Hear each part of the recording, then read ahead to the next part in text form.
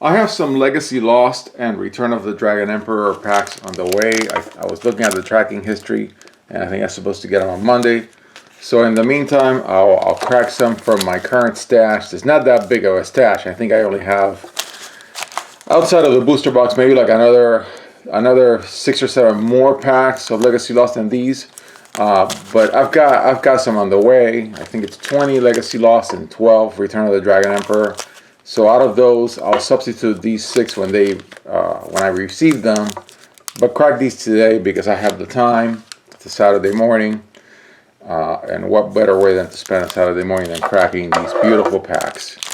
Alright, so let's do that. I think my lights are a little off because the sun, of course, sometimes comes in, which is always a good thing, I guess. Let's get those lights a little better. There we go. You guys can probably not tell much of a difference, but I think I can. Just being here in this room. Oh wait, the top light. Top light. Yes, there we go. Okay. Sorry about that. So let's crack 6 packs of Legacy Lost and then 6 packs of Return of the Dragon Emperor.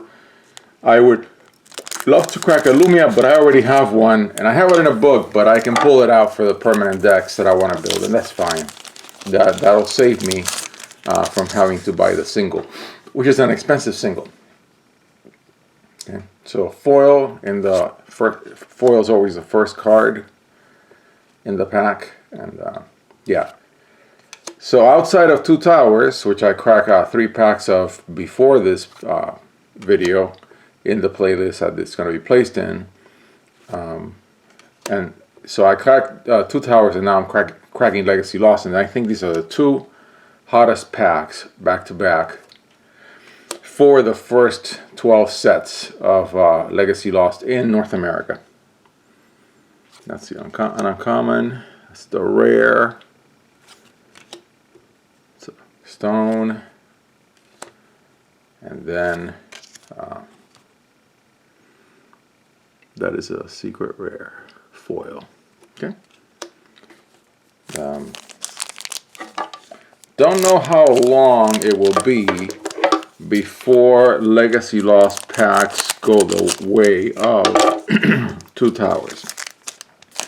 2 towers is already a very rare pack. I mean, I allowed it to sink my budget this year like nothing ever has, just because I found a bunch of packs, 19 of them, and I said, you know, I gotta do this. I don't think I'm gonna see a lot like that probably ever again, and especially not at those prices. I bet I know what's coming after this card.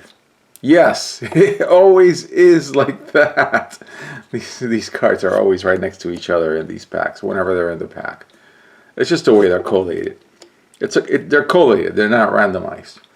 And so I totally expect Legacy Lost packs to go the way of 2 towers within a few years, maybe even earlier than a few years, just because the packs get cracked. Legacy Lost got cracked heavily. And it's just the way it is. Just the way it is. It's a good pack. It's a good set. The same with Return of the Dragon Emperor. Some of the special duels are really, really hot.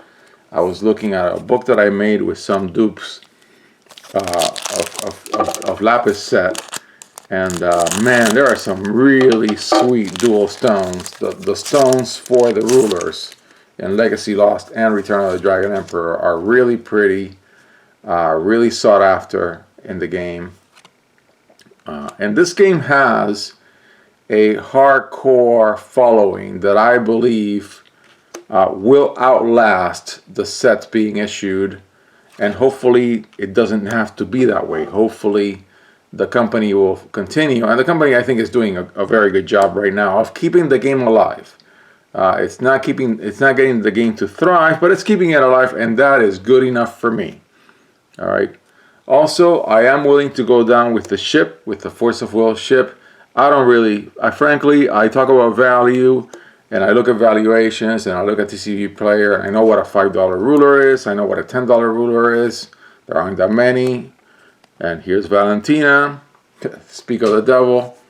I think this is kind of like a $5 ruler, maybe a little more. I'm gonna go down with the Force of Will ship. I don't really care if all of my cards become completely and totally worthless. It does not matter. They entertain me. I love them. I'm gonna build permanent decks with them, and that, my friends, is that. And look at this. I pulled a beautiful full art Valentina. I mean, that's fantastic. Just fantastic. What a wonderful pull this morning.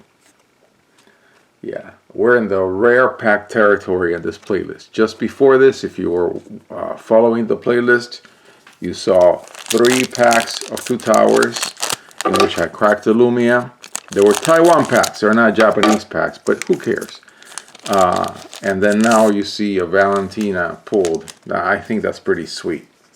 Pretty sweet, my friends. So I love this game. I think the first 12 sets as a cube, I can't believe it didn't dawn on me until this year.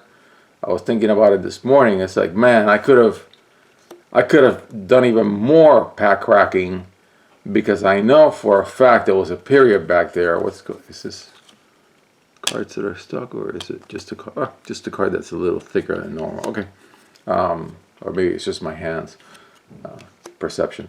But I mean, there was a time, I remember, like, I don't know, a year ago, where there were some fire sales of booster boxes, because every now and then I'll check, I'll go in eBay. I was going to say YouTube. Beautiful. Yeah, but I didn't buy any. There were some Crimson Moon boxes that got sold really cheap. Some Moon Priestess Returns boxes that got sold really cheap. I didn't buy them. I was like, yeah, you know, I already cracked all that I needed for those cards. Maybe when I start cracking again, I'll crack the 2 sets in Rhea that didn't really cover that well, because that's when the company really had a lot of problems. Spinning Witch had the wrong side on the rulers. Then WOM something Moon just had like a really small supply. Those booster boxes are so rare, and I'm like, you know, I just don't want to hunt down $150 booster boxes. It's just not. I'm too much of a peasant, man. Just can't do it. And so really, it's this year that I said, well, not only am I not done cracking Force of Will, it's more than that. I love this card, and here's a foil. It's got swiftness, precision, and first strike, and incredibly knockout beautiful artwork. Both. What a package. I was like, you know, I really want to crack a lot more Force of Will. I thought I was done. You know, I saved packs from a few sets, and I said, yeah, you know, someday, if I feel like it, I'll crack these packs. If not, they'll just sit there like my World of Warcraft packs. I don't have that many World of Warcraft packs. And then I woke up one morning and I'm like, man, I want to crack more of those packs. And really, I want to crack quality. I think Millennia of Ages and Battle for Ataraxia are great for building decks, and I'm going to do that. I was thinking about that. Guess what the next card is? Sure enough, never fails. I don't care. So, but, you know, it's really fascinating. Battle for Ataraxia and Millennia of Ages, I love this artwork, always. Our dollar packs, I mean, you know, they're just out there. But I don't know. I mean, you can build decks with them. Yeah. And if you can build decks with them, then they're worth buying. And it's great that they're only $1 a pack. I'll take them. So I think I'm going to do the same thing that I did with Battle for with Millennia of Ages, where I did that 6 Sages thing, where I did 4 decks. I'm going to do that for Battle for Ataraxia at some point with all 5 rulers. And I will do it to crack all 5 rulers from the packs because they're so cheap. So, yeah. $1 BFA packs coming up later in the year. I don't know when, because I'm, of course, as always, super broke.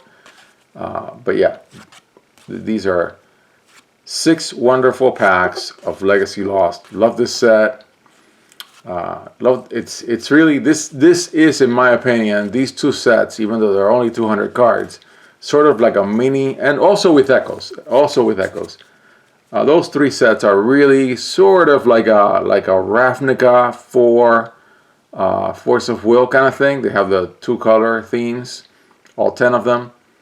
So yeah, there you have it. That is 6 packs of Legacy Lost.